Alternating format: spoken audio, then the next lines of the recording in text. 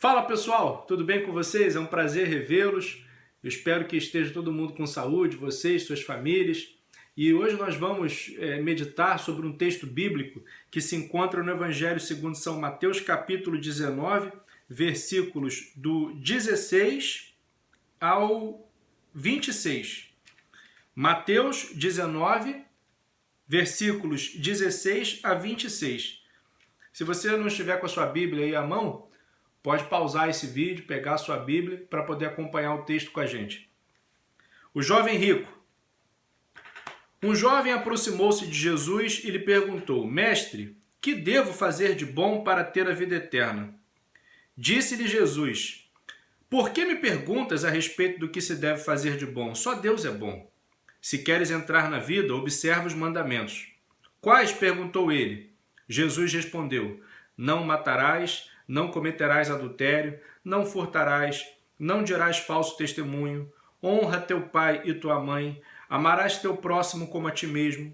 Disse-lhe o jovem: Tenho observado tudo isto desde a minha infância. Que me falta ainda? Respondeu Jesus: Se queres ser perfeito, vai, vende teus bens, dá-os aos pobres e terás um tesouro no céu. Depois vem e segue-me. Ouvindo estas palavras, o jovem foi embora muito triste, porque possuía muitos bens. Jesus disse então aos seus discípulos: Em verdade vos declaro, é difícil para um rico entrar no reino dos céus. Eu vos repito, é mais fácil um camelo passar pelo fundo de uma agulha do que um rico entrar no reino de Deus. A estas palavras, seus discípulos, pasmados, perguntaram: Quem poderá então salvar-se? Jesus olhou para eles e disse: Aos homens isto é impossível, mas a Deus tudo é possível. A primeira coisa que me chama a atenção nesse texto é que esse jovem rico, chega diante de Jesus e pergunta o que ele deve fazer para ser bom. E Jesus esclarece logo de cara para ele que ele nunca vai conseguir ser bom, só Deus é bom. Nós não somos perfeitos.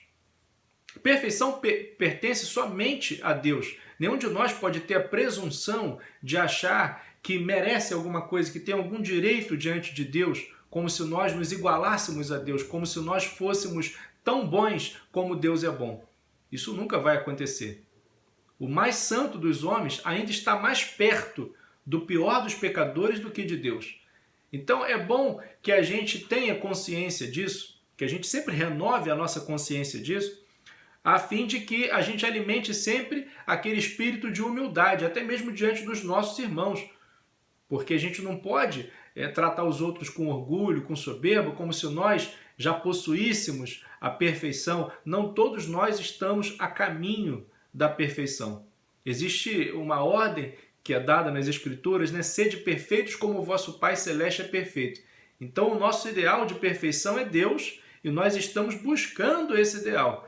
Mas é óbvio que nós não alcançamos ainda. Nós somos cheios de erros, de falhas, de pecados. Nós sozinhos não conseguimos alcançar a santidade. É Deus que age em nós. É Deus que nos salva. O homem não pode sozinho conseguir a salvação. Tanto que quando os discípulos ficam assustados com as palavras de Jesus, que são palavras duras e muito exigentes, e dizem a Jesus: Mas Senhor, se for desse modo, ninguém vai conseguir se salvar. Jesus fala: aos homens a salvação é impossível.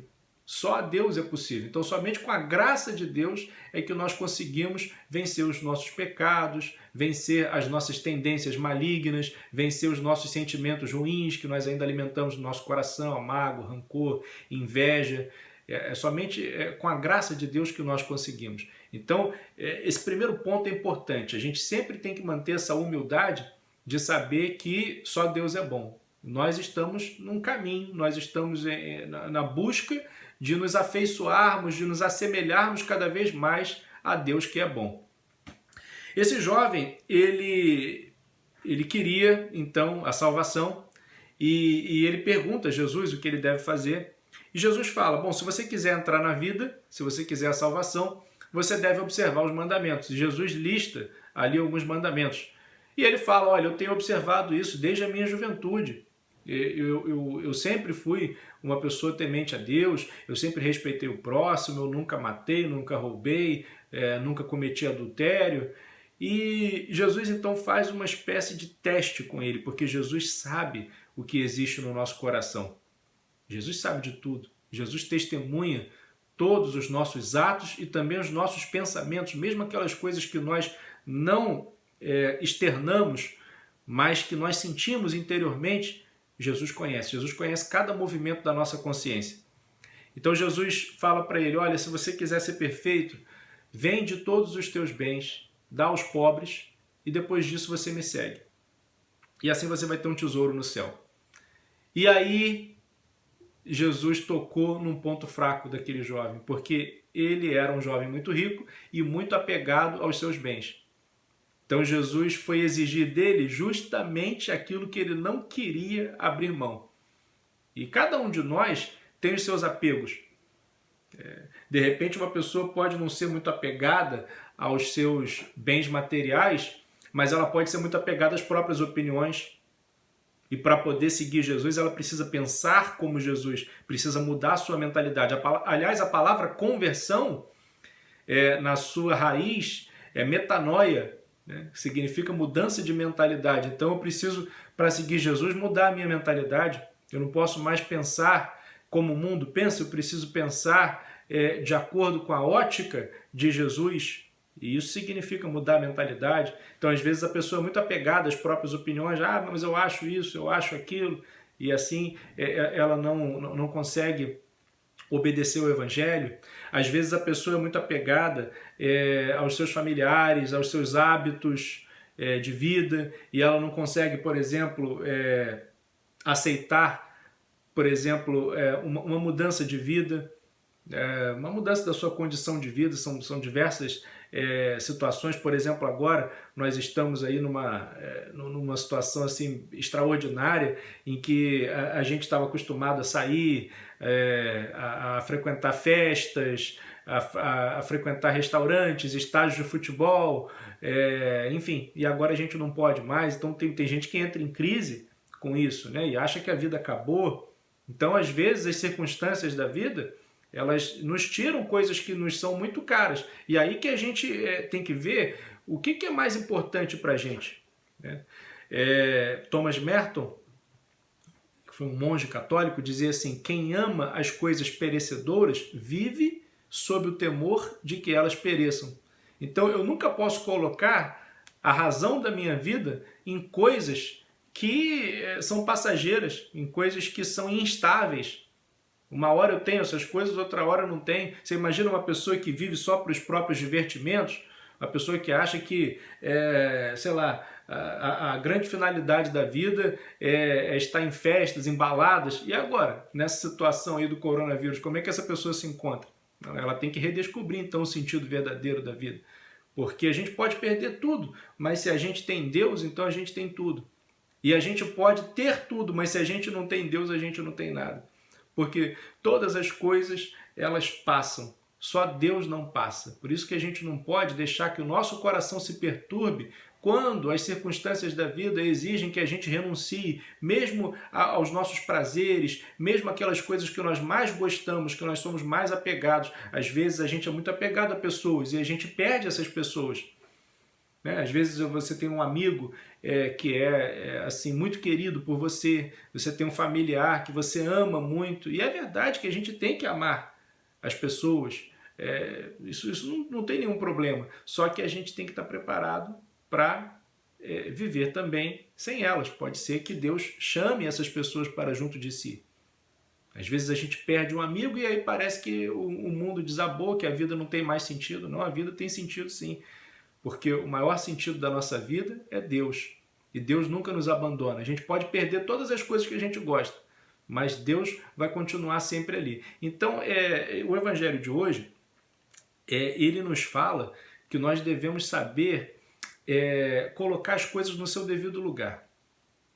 O primeiro mandamento da lei de Deus é amar a Deus sobre todas as coisas. Esse jovem dizia que cumpria todos os mandamentos. Mas quando ele precisou renunciar aos seus bens, justamente porque Jesus conhecia o coração dele, sabia que ele era apegado, Jesus pediu isso a ele. Não é que Jesus peça isso de todo mundo. Jesus não está pedindo para você vender tudo que você tem, mas Jesus pediu para ele. E aí, quando ele precisou renunciar àqueles bens que ele possuía e aos quais ele era muito apegado, ele fraquejou. Então, na verdade, ele não conseguia amar a Deus acima de todas as coisas, porque ele virou as costas para Jesus no momento em que ele precisava renunciar aos seus bens materiais. Então, esses bens materiais falavam mais alto ao coração dele do que o amor a Deus. Então, assim, a gente pode amar muitas coisas. A gente pode amar aquilo que a gente conquistou com o nosso trabalho, ou aquilo que a gente herdou dos nossos pais, os nossos divertimentos, as nossas roupas, a nossa casa, as nossas viagens. A gente pode amar tudo isso, não há problema. A gente pode amar as pessoas, a gente pode amar diversas circunstâncias da vida, só que a gente tem que saber que essas coisas são menos importantes do que Deus e que, no fundo, Deus é o único necessário. Todas essas coisas a gente pode se reinventar, a gente pode aprender a viver sem elas, mas sem Deus a gente não consegue viver. Tanto que o Evangelho diz que o jovem foi embora muito triste, e esse é o destino de qualquer pessoa que vira as costas para Deus. Essa pessoa fica triste, porque as coisas que ela tem, por mais numerosas que essas coisas sejam, a pessoa pode ter todos os bens do mundo, mas se ela não tiver Deus, essas coisas não vão preencher o vazio que existe no coração dela. Santo Agostinho já dizia isso, que o nosso coração anda inquieto enquanto não repousa em Deus. Deus nos fez para Ele. E possuir a Deus é o anelo mais profundo do nosso coração. Então a gente precisa saber disso. A gente precisa renovar o tempo inteiro a nossa consciência da dependência que nós temos de Deus. E jamais colocar alguma coisa no lugar de Deus. Nada antepor a Deus. Deus é o único necessário. Deus é o maior bem que nós possuímos. E a gente tem que reconhecer isso e reforçar isso. E o tempo todo a gente não pode afastar o nosso olhar de Deus, porque rapidamente as coisas do mundo vão ocupando a nossa vida, vão ocupando um lugar no nosso coração, e aí às vezes Deus é expulso do nosso coração, não há mais lugar para Ele. Mas não, Deus tem que ter a primazia em tudo.